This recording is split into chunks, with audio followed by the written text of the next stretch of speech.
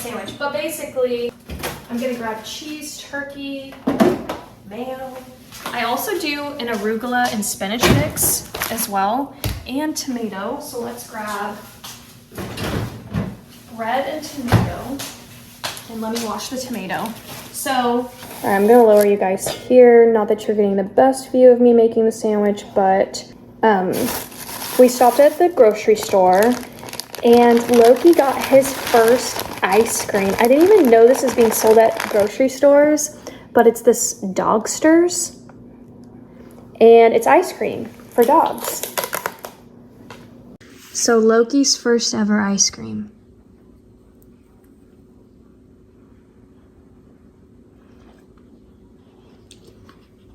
He doesn't know. He takes his time sometimes.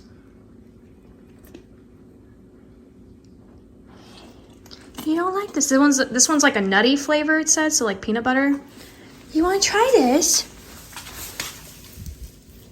I'm gonna pour it like this and see if he'll do that.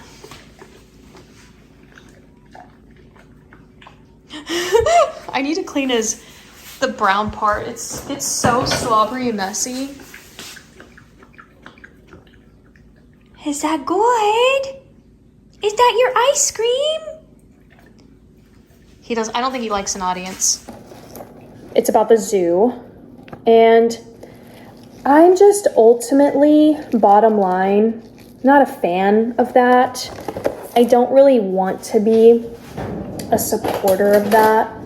And after I kind of saw how small the exhibit was for the lions in particular, and even like the giraffes, and then I saw how big some other exhibits were, and maybe there's a reason, like, right, I don't know everything, so I'm chalking it up to that. I should preface by saying that there could be a very good reason, I'm sure, to absolutely everything. But I just think animals belong where they belong. And, you know, the zoo and SeaWorld is not where they belong.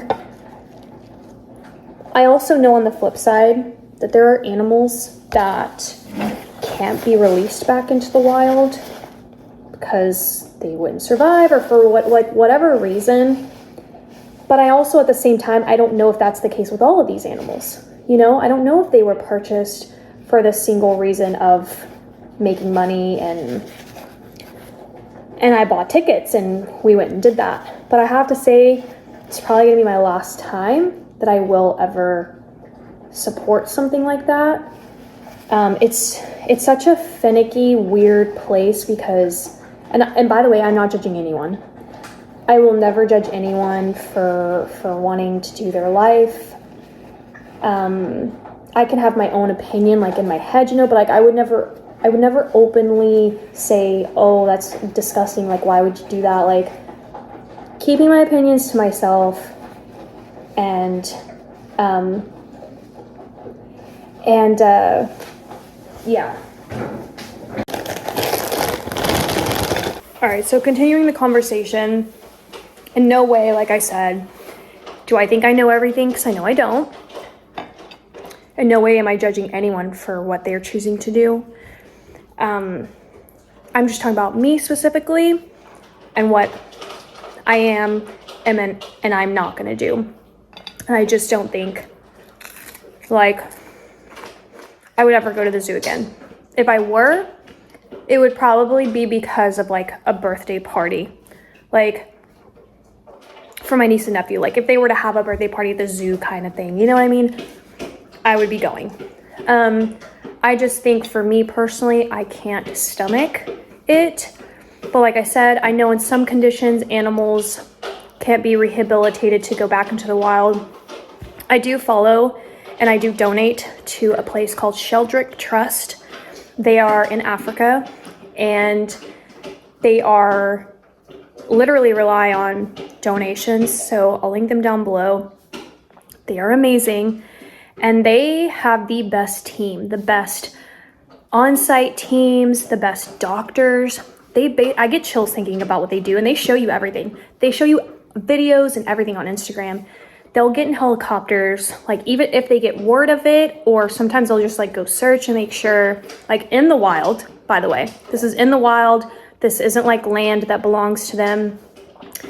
And if they see an injured animal, like I've seen them do giraffes and elephants primarily and cats. And from like the helicopter, they'll gun from the helicopter, like military in a sense. They use a gun that's like a dart with a tranquilizer from the air, puts the big animal to sleep. They cover their face and they tend to their wounds. And depending on the animal, if it's something they can tend to right there, they will fix the animal up. They show you everything. And then the animal eventually wakes up and goes on. Like one of them got barbed wire, like an elephant got barbed wire all around their foot.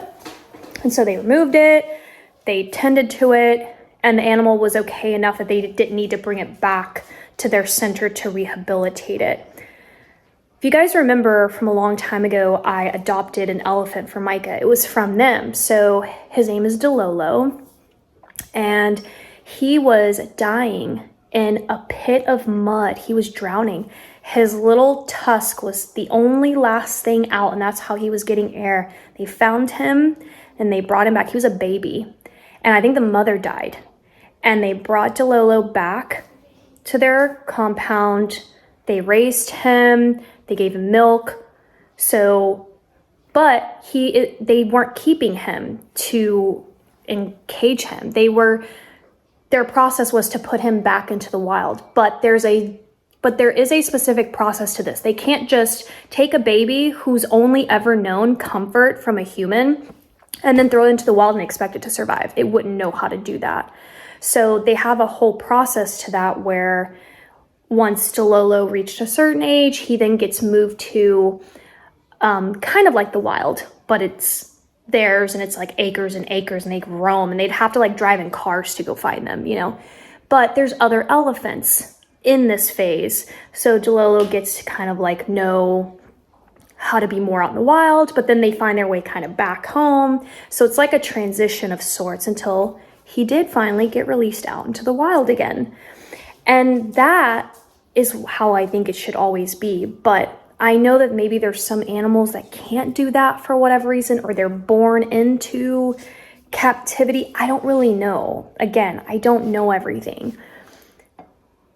And it's one of those double-edged swords where it's like, but do you support it? Do you go to the zoo so that they can make money, so that these animals can get food?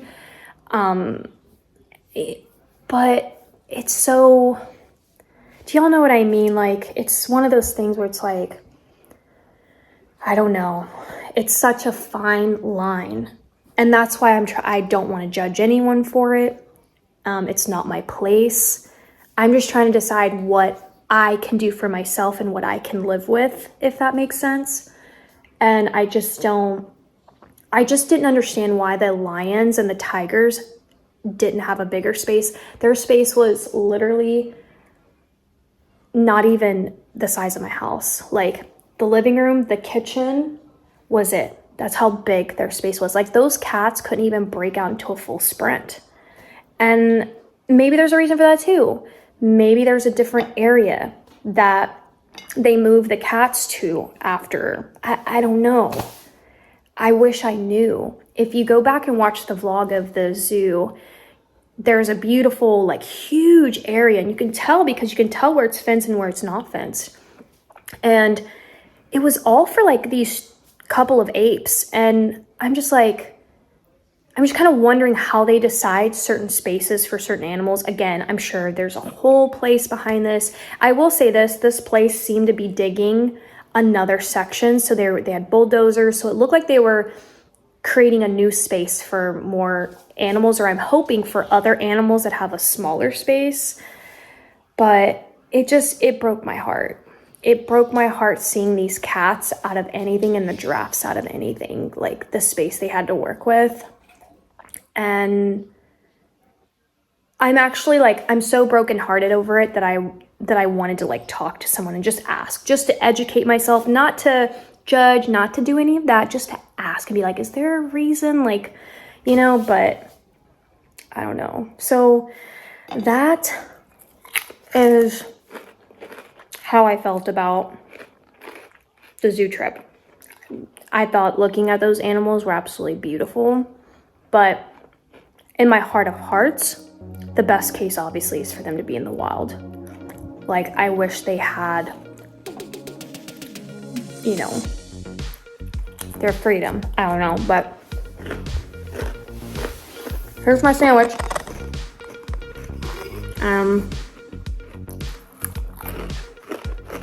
That's my drama.